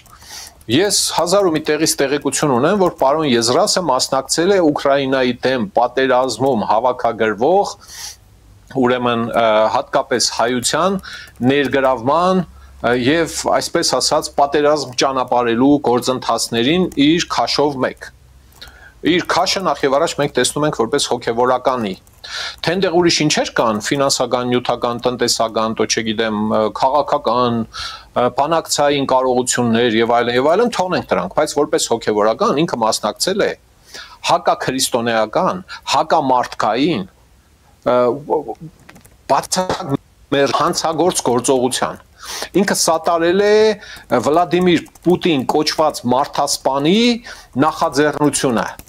Պետք է պարգևատրվի Պուտինի կարծիքով, թե ոչ, իհարկե պետք է պարգևատրվի։ Հələ մի քիչ շրջահայաց որ լիներ, այս տեսանկյունից նույնիսկ պետք է ասեր, թե ախպեր ինձ մի պարգևատրեք, էլի խաղ ու խայտարակ ենք եղնելու աշխարհով մեկ։ Այն որ կտրված աշխարհից եւ ինքը իր կոլբայում է ապրում կամ բոժոժի մեջ է ապրում, ակնհայտ է, էլի։ Մյուսը ավելի երկրորդական եմ ես համարում, քաղաքական ուղերձի նկատի ունեմ, այն է, որ ահա տեսեք, դուք այդտեղ կաթողիկոսին բան եք ասում, Հայաստանի իշխանություններ եւ հասարակական որոշ գործիքներ, գործիչներ, հա, տիբերիկան, հա, բան եք անում։ Ահա տեսեք, մենք ստեղ սատարում ենք իր եղբորը, սա մեր անուղակի աջակցությունն է փաստորեն կաթողիկոսին, գումարած այն հայտարարությունը, որը արվեց պարգևատրման ժամանակ։ Ոչ թե նշվեց հայ առաքելական Սուրբ եկեղեցու այսինչ թեմի առաջնորդ, այլ նշվեց հայ առաքելական Սուրբ ուղղափառ եկեղեցու այսինչ թեմի առաջնորդ։ Երեք երբ ես այդ մասին գրեցի Facebook-ում, որոշ մարդիկ, խելացի մարդիկ, շատ խելացի մարդիկ սկսեցին բացատրել ինձ, որ այո, հայ առաքելական եկեղեցին նաև ուղղափառ եկեղեցի է։ Սկսեցին Վիկիպեդիայից ինձ բաներ քաղել ցույց տալ։ Հա, շնորհակալություն իհարկե այդ աջակցության համար։ Ամբողջ ասածը հետևյալն էր, թե նման պարգևատրումների ժամանակ պիտի նշվի ճշգրիտ անվանումը կազմակերպության։ Իմ իմանալով կրոնական կազմակերպության անվանումը, որի թեմի առաջնորդն է պարոն անվանումը իր մեջ ունի ուղղափառ բառը։ Ինչու եմ սա շեշտում։ Հետո ես իհարկե տարբեր փակ աղբյուրներից ինձ ուղարկեցին մարդիկ Ռուսաստանից, պնդումներ, առայժմ ապացույց չունեմ, որ այդ թեմը կարող է սխալ է, կարող է սուտ է, ներողություն եմ խնդրում։ Ռուսաստանում գրանցված է որպես հայ առաքելական Սուրբ ուղղափառ եկեղեցի։ Եթե այդպես է, սա ներողություն, ուրիշ եկեղեցի է։ Ինչքան էլ ուզում եմ ասեմ, որ հայ առաքելական Սուրբ եկեղեցու թեմն է դա։ Եթե Ռուսաստանում ուրիշ անվանումով է գրանցվել, եթե գրանցված է, Ռուսաստանի ինչ է անունը, ուղղափառ եկեղեցի, RPC, ռուսերենով հապավումն եմ ասում, այդ պրավասլավնի ուղղափառ օրթոդոքս, հա, մոտ այս բաներն են։ Հայ առաքելական Սուրբ եկեղեցու թեմի առաջնորդին պարգևատրելիս այդ եկեղեցու անվանման մեջ ինչ եք կողացնում ուղղափառ բառը։ Կարող է մասնաճյուղացում է տեղի ունենում, մասնաճյուղացնում եք։ Ինչու չեք ասում հայ քրիստոնեական, առաքելական, ոչ քաղկեդոնական, ուղղափառ եկեղեցի։ Այդպես է, կամ ինչի երկու ժամանոց վերնագիր չեք տնում հայ առաքելական եկեղեցին բնորոշելու համար, կարելի ասենք 3 ամիս ուսուցում կարտալ, հոնորություն չէ։ Հա, այս մի դեպքում ոնց որ թե տեղի է ունենում ներողություն իհարկե ռուսական ուղղափառ եկեղեցու հարակցման, հարակցականության ինչ-որ մի process։ Հիշում եմ մի արարողության ժամանակ պատարագ էր, ինչ էր, այդ Կիրիլ կոչվածը ելավ բան, ավակ խորան, հա, նորմալ է դա, ահագին մարդ քննադատեցին ասած մեր եկեղեցում, էլի, հա, ասացին, որ հիմա այս կրոնական դոգմաների մեջ շատ չխորանալով, ասեմ, որ շատ գեշ սերտաճում է տեղի ունենում այդ բանում, Կրեմլի կողքու բոլորը, պարոն Եզրասի և ինչ է, պարոն Վլադիմիր Պուտինի և նրանց խմբերի միջև։ Եվ ի վերջո, ով պարոն Եզրասը պիտի իմանար, որ Վլադիմիր Պուտինը մեղադրվում է միջազգային քրեական դատարանի կողմից շատ կոնկրետ հանցագործությունների մեղադրանքով։ Հնարավոր չէր քաղաքավարությամբ առանց այդ բաներն ասելու, բանակցությունների ժամանակ ասել կներեք էլի դե ես հոգևորական մարդ եմ հա ճիշտ է եղբայրս վերցրել է այդ նման մի մեդալ ցեզնից կամ չգիտեմ ումից հա ես չեմ կարող ներող կլինեք մի խոսքով չերևալ էլի այդտեղ շատ բայց լավ է այսպես քան թե ընդհանրապես չիմանային ով է ընդհանուր առմամբ գիտեինք ինքը ով է հա հիմա այս մեդալը պարգևատրումը սիրահոժար ընդունումը այդ անվանման հանդուրժումը մեզ հուշում է որ մենք գործ ունենք սպոնտան միկրո լյուստրացիաների հետ, էլի մարդիկ բացահայտում են իրենց քաղաքական հերությունները եւ այդպես շարունակ։ Ահա սա են մտածումներս այս կապակցությամբ։ Տեսեք, պարոն Բարսեղյան, եւ անդրադառնանք քննչական կոմիտեի հաղորդագրությանը, որտեղ ապօրինի զենք զինամթերք է հայտնաբերվել եւ շուրջ 3 տասնյակ անձանց ձերբակալման մասին է քննչական կոմիտեն հաղորդում։ Ավտոմեքենաների խուզարկությունների մասին է խոսքը, ճիշտ եմ հասկանում։ Ապօրինի զենք զինամթերքի ովքեր որ ուրեմն ունեն պահած ապօրինի զենք զինամթերք քննչական այո ոչ թե հասկացա այս գործողությունները այս քայլերը ինչպես է գնահատում նոր բացահայտումների հետևից է գնում քննչական կոմիտեն Թե ինչքան հանցագործությունը պակաս լինի, այնքան լավ եմ գնահատում, դա ասելու բան չէ։ Ապօրինի պահվող զենք, զինամթերք, մնացած ուրեմն հանցագործ նյութեր, բաներ պիտի վերացվեն, պիտի չեզոքացվեն, որտեվ պատից կախած հրացանը խասյատ ունի կեցած տեղը կարագելու էլի, հա։ Իհարկե չպիտի լինի, բայց սա պիտի լինի շատ կանոնավոր, պիտի լինի հետևողական եւ իհարկե պատասխանատվությամբ։ Պատասխանատվությունը այն է, որ եթե կոնկրետ հանցագործություն է տեղի ունեցել, պիտի դրան հետևի օպերատիվ կերպով քննություն եւ դատաստան։ Պիտի պատասխանատվություն կրեն մարդիկ, ովքեր խախտել են օրենքը, օրինակի համար ապօրինի զենք զինամթերք պահելու համար։ Ոչ թե ապօրինի զենք զինամթերքը կտանք, վերցրեցինք եւ ստեսություն, մնաք բարով, էլի։ Խափանման միջոցի ընտրություն, քրական, ուրեմն, բանը ինչ է, գործի քննություն, դատարան եւ այլն։ Բայց այդտեղ ամեն անգամ ես հիշում եմ այն այսպես կոչված կորած 15 թե 16 թե 17 հազար բանը զենքը պատերազմի ընթացքում թե հետո կորել է իշխանությունը խոսում է այդ մասին այս տեսակ միջոցառումներով այդ զենքը հայտնաբերել չի լինի մենք անընդհատ լսում ենք հանցագործություններ որոնք արվել են անօրինական պահվող հրազենով եւ շատ մեծ հարցական է մնում դեռ թե լավ այդ ասեղեր այդ 17000 15000 կալաշնիկով ավտոմատ ասենք թե ասեղեր կորավ չի երևում այդ տրեքինգ անող ճանապարհը հսկող շարժ ավելի ճիշտ էլի հա հսկող մեխանիզմներ չունի պետությունը པարզ չէ բոլոր նրանք ովքեր գործ են ունեցել այդ 1.5 տասնյակ հազար զենքի հետ ինչ են եղել այդ մարդիկ կոլոշացել են մահացել են հերուտնից տեղից ինչ են փախել են վտարանդի են հիմա տարել են ոնց են տարել 16000 զենքը հա այնպես որ այս կաթիլ է էլի ջրում ընդհանրապես քրեական ենթամշակույթի տեսանկյունից եթե նայենք պետությունը այնքան էլ հավես չունի ոնց որ թե քրեական օրենսգրքի մեջ իր ներմուծած այս դրույթով հետևելու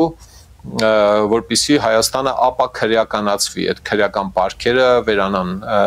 մեզնից էլի։ Ճիշտ է, բարբերաբար լուրեր ենք լսում, այս ինչ տեղ է այսօր էլ լուր կար։ Այս ինչին բռնաբար է 1090 ձերբակալեցին, այն ինչ տեղը ուրիշին ձերբակալեցին, բան, բայց թիլներ են էլի, որպեսզի այս քարտակողական մշակույթը վերածվի Հայաստանի Հանրապետությունից։ Դրա համար շատ լուրջ կամք հետևողական աշխատանք է պետք, ինչով այս իշխանությունը երբեք չի փայլել կամքով եւ հետևողականությամբ։ Ցավոք, էս է եղել, էլի։ Այս իշխանությունը իր կարեցածի առաստաղն է անում, էլի, դրանից ավել անել չի կարողանում։ Ընտրությունները մոտենում են, հա, մի քիչ կակտիվանան կժրեն նկատում ենք, հա, ինչպես են ակտիվանում, որոշ խոստումներ, որոշ հին խոստումներ կհիշեն, տարագներից կհանեն, կսկսեն ինչ-որ բան անել, հա, բայց հիմնական դիվիդենդը հաջորդ ընտրությունների համար այս իշխանությունների ձեռքում լինելու է խաղաղության օրակարգը, Հայաստանի ներքին ենթակառուցվածքների նորոգումը, որի վրա լուրջ փող տրվել է իսկապես եւ ահագին բան արվել է, ուրիշ ինչ կա, հա, մեկ էլ նախկինների հասցեին նետվող բաները քննադատությունները, որոնք ոչ նորություն են, ոչ էլ սուտ են, ճիշտ են, Հա, բայց այդ հարցը պիտի լուծեիք, էլի, հա, 7.5 տարի, 8 տարի նախքին քրֆելով իշխանություն պահելը այնքան էլ բարեխիղճ քաղաքականություն չէ, էլի մեղմ ասած։ Ցավոք, այս իշխանության կարողությունների սահմանը դա է։ Այդ 3-4 գործոններով գնում են ընտրությունների։ Գումարած եկեղեցին կարգի բերելու, այդ ընդհանրապես իշխանության գործը չէ։ Հոգևորականներին, էլի, հա։ Շնորհակալ եմ, պարոն Բարսեղյան։ Ես էլ եմ շնորհակալ։ Զրուցում էի Գյումրիի ժուրնալիստների ասպարեզ ակումբի ծրագրերի համակարգող Լևոն Բարսեղյանի հետ։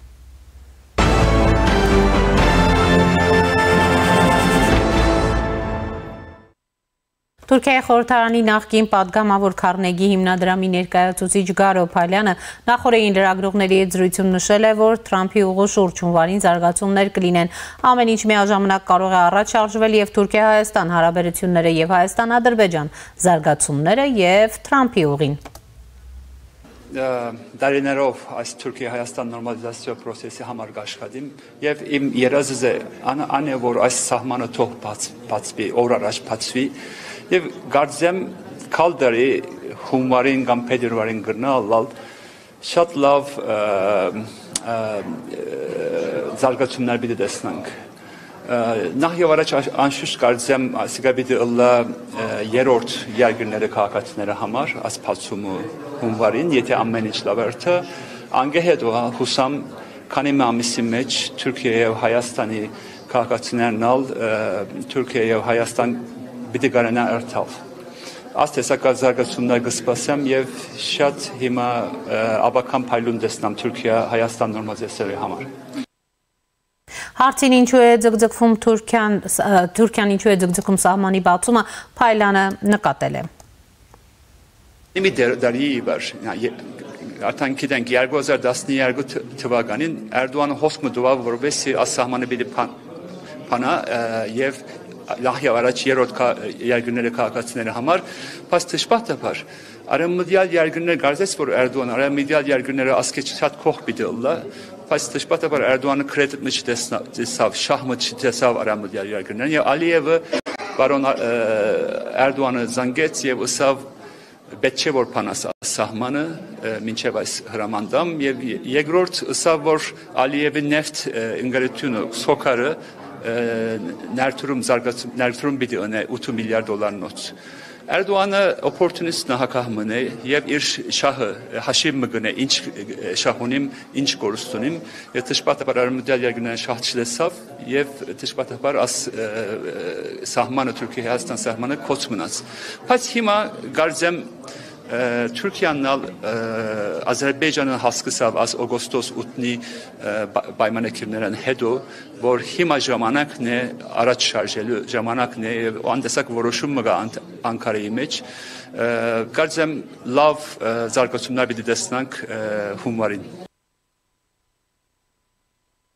Անդրադառնալով հարցին, որ Թուրքիան չի ճանաչում հայոց ցեղասպանությունը, Փայլյանը նկատել է, որ երկար ժամանակ կարծում էին, որ պետք է Թուրքիան ճանաչի ցեղասպանությունը եւ միայն դրանից հետո կարելի է հարաբերություններ ունենալ Թուրքիայի հետ, բայց դժբախտաբար մենք շահ չունեցանք դրանից։ Իմ մեծ մայրիկը մեռավ առանց արդարության եւ իմ հայրիկս էլ մեռավ առանց արդարության։ Ես չեմ ուզում մեռնել առանց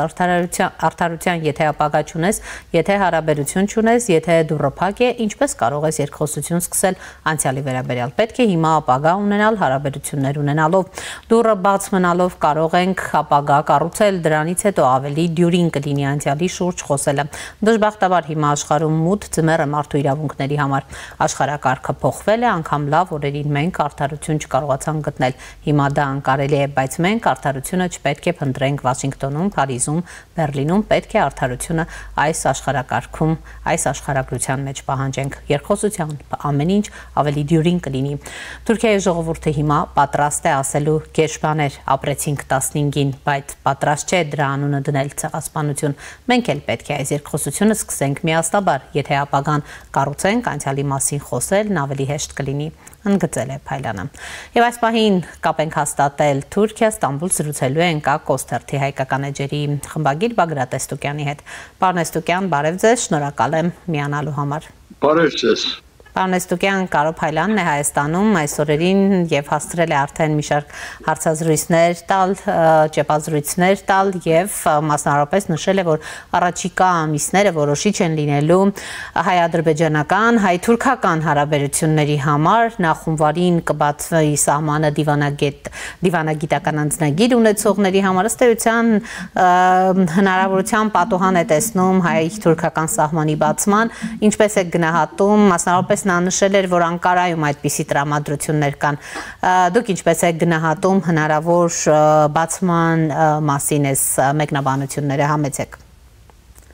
Դակավին շատ նոր է, որ Թուրքիո մեջ հայտարարվեցավ, թե քաղաքական օրագարկի վրա սահմանի բացման նյութը չկա։ Այս հայտարարությունը դակավին շատ նոր տեղի ունեցավ եւ իսկապես Թուրքիան կողմնորոշվելու դժվարության մեջ կերևի այս պահուն, քանի որ մեկ կողմեն Ադրբեջանը իր հողային տարածքը բացավ դեպի Հայաստան բեռնադարներու կամ քնածքներու փոխադրության համար ապրանք առաքելու թյուրություն ընձայելու համար վերջապես ռուսական հացահատիկ հասավ Հայաստան նախապես Ղազախստանեն եկած էր ամսու 4-ի դրությամբ, այսինքն 2 օր առաջալ դարձյալ լսեցինք, որ քնածքով ռուսական ծորեն փոխադրված է Հայաստան։ Հետևաբար Թուրքիան դակավին այս շուղությունով շարժումը չունի։ Դակավին պաշտոնապես չի հայտարարած, որ շրջափակումը վերացած է Հայաստանի դեմ։ Թուրքիան դակավին Հայաստանի շրջափակման մեջ պահելու կշարունակե եւ այս խնդիրը իսկապես բավականին լուրջ է, որովհետեւ մեկ կողմեն կխոսվի հարաբերությունները բնականոնացնելու մասին, բայց չկա դիվանագիտական հարաբերություն երկու երկրներու միջև եւ չկա նաեւ բաց սահմաններ։ Հետո այս մեկը սաբահուն Թուրքիո լուրջ խոչընդոտն է։ Թուրքիան որ չգրծած հարմարիլ շարունակվող գործընթացին 8 օգոստոսեն այս կողմ նոր դրամատրությունը պետք է շարունակվեր եւ Թուրքիան դակավին իր որոշումները վերադեսության չի ենթարկած։ Գմնա այն գեցվածքին մեջ, ինչ որ եղած էր վերջին 30-ն ավելի տարիներու ընթացքին։ Ըստ էության դուք, պարոն Էստուկյան, իրատեսական չեք համարում այս գնահատականները։ Տեսեք, վարչապետն էլ հայտարարեց, որ անձամբ, երբ Թուրքիայում էր հրավիրել Էրդողանին Հայաստան, հնարավոր համարում եք Էրդողանը գա Հայաստան եւ այդ գալը ինչ կփոխի հարաբերություններում։ Քիչ առաջ որ կորզածեցի բնականոնացում եզրը, ճիշտ ադոր համապատասխան քայլեր կլան այս բոլորը, բայց ըստ երևույթի դակավին Թուրքիան պատրաստ չէ այդ քայլերը առնելու կամ Հայաստանն հարցական է որքան պատրաստ է Էրդողանը հյուրընկալելու որովհետև մենք ներքին բարակդումներով հետսեդե միջազգային հարաբերությունները գացինահարող եզրը ընթացքը որտեղ գրած Երևանք եւ Էրդողանի այցելությունը որքանով հաջերի պիտի տվի Հայաստանի մեջ այս հարցական է մնացոր Էրդողանն նման դրամատրությունը դակավին չի հայտարարած։ Կարծում եք այստեղ նաև մտավախություններ կան Հայաստանում նույնպես այսպես կարող է Էրդողանի այցը ճիշտ չընկալվել, ճիշտ չընդունվել։ Այո, այդ հավանականությունը կա ինտիմատիվները թրթվելով իբրև թե ազգայնական դոկորումները գրնան լուրջ հագաստեցություն ցույց տալ Էրդողանի այցելության դեմ։ Պարոն Էստուկյան, այսպես այս հարաբերությունները տեսեք, մի կողմից մենք տեսնում ենք Թորենի առաջին խմբականակ, մյուս կողմից տեսնում ենք հայտարարություններ, որ Հայաստանը հայ-թուրքական հարաբերություններում պատրաստ է ավելի առաջ գնալու, ինչն է հետ պահում Թուրքիային ձեր գնահատմամբ։ Հավանաբար այս մասին դակավին Բաքուի հետ վերջնական համաձայնություններ չեն գրծած ապահովել եւ Բաքուն դակավին գանանչ լույս չէ վարած այդ հարաբերությունները բնականոնացնելու ուղղությունով։ Թեև ինք որոշ շարժումներ գնե եւ վերջին հայտարարությունը Ալիևի Ադրբեջանի նախագահի, որ ինքնաշարժներով բիդեր տանք Հայաստան, լավ, բայց ուրեմն մենք կնշանակի, որ ինքնաշարժներով բիդեր տանք թեպի Բաքու։ Ինչու՞ չէ, Կասպից ծովի եզերքին գնստինք ռեստորանը, ուրախ ժամանակ կանցնենք, հետո կվերադառնանք մեր երկիրը, թող իրենք աղրամեն, բայց այդտեղ խոսված ուրիշ բան է, մեկ կողմենալ Սևանալիջը, Սևանի ծովը ուրիշ անունով գոչելու մարմաչ։ Դակավին Ադրբեջանն իր ներքին լսարանին հանդեպ կգործած է հայատյաց լեզուն եւ ոճը, դակավին չեն ցերպակալված, չեն ցերպազատված այդ ընթացքեն, մենք այս պայմաններում ենք ինչպես համերաշխության եզր պիտի կոյացնենք։ Այո, ես կցանկանամ, որ բարեկամություն կոյանա երկու երկիրներու մեջ, թեև այս բարեկամությունը պատմության ընթացքին ալ հիմքեր չունեցավ, բայց խորհրդային 70-ն ավելի տարիներու ընթացքին սեվականորեն գար այդ մեկը պետական ներկայացուցիչի հանգամանք ունեցող մարդիկ զգուշ էին իրենց խոսույթին մեջ եւ ինչպես ես կհիշեմ Սիլվա Կաբուդիգյանի մեր մեծ բանաստեղծուհի Իստանբուլի այցի ժամանակ ըսած խոսքերը, որ մենք քրողներ հաջող իրարու երկիր գերտայինք գուկայինք նույնպես երաժիշտները, արվեստագետները եւ այդ օրերը ես երանությամբ կհիշեմ պետք է որ վերագերդենք այդ մթնոլորտը, բայց ադոր համար պետք է կողմերը նախ պատրաստ լան։ Սա բախուն երկկողմանի օրեն ադելության մթնոլորտ մգա Ադրբեջանի մեջ ադիգա շատ ավելի շեշտագի է։ Մեր մոտ փոխանակ նահատակներու հիշադակին մենք ավելի մերձեցում ունենք այդ երկխոսության կամ համերաշխ մթնոլորտի մկոյացման, քան թե Բաքուի վարչությունը, նախ եւ առաջ վարչությունն է, որ նման բան պիտի որդեգրե եւ ապա ժողովուրդը պիտի պատրաստե այդ ուղղությունով։ Կարծես թե այս պահում դակավին հերու ենք այդ հանգրվանեն։ Շնորհակալ եմ, պարոն Էստուկյան։ Խնդրեմ բարի աշխատություն ձեզ։ Շնորհակալություն, զրուցում էի Ակոս թերթի հայկական էջերի խմբագիր Բագրատ Էստուկյանի հետ։ Այս ժամի համար այսքանն էինք նախատեսել, հետևեք մեր թողարկումներին, կհանդիպենք։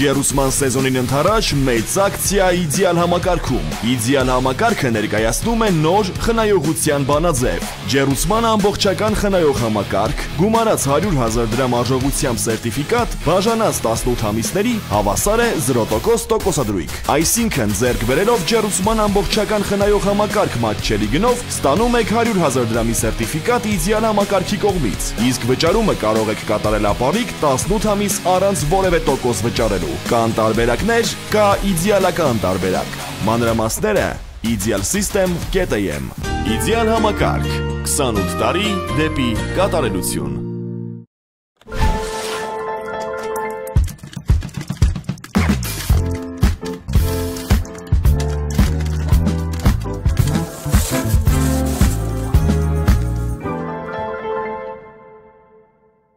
Նախադեպը չունեցող Սանկերամիկայի ակցիա իդեալ համակարգում Գնեք Սանկերամիկա կամ լոգասենյակի կահույք եւ ստացեք նույն գումարի չափով ծորակն ընդամենը 1 դրամով։ Ընտրեք ծորակների ավելի քան 1200 առկա տեսականուց ձեր նախընտրածը վճարելով ընդամենը 1 դրամ։ Ապառիկը տեղում 18 ամիս 0% տոկոսադրույքով։ Շվեյցարական Laufen, գերմանական Hansgrohe, իսպանական Gala, լեհական Deante եւ իտալական Dolomite ապրանքանիշերի որակյալ երկարակյաց ու անկրկնելի տեսականին ձեզ է սպասում իդեալ համակարգի խանութ սրահներում։ Կան տարբերակներ, կա իդեալական տարբերակ։ Մանրամասները idealsystem.am։ Իդեալ համակարգ 28 տարի դեպի կատարելություն։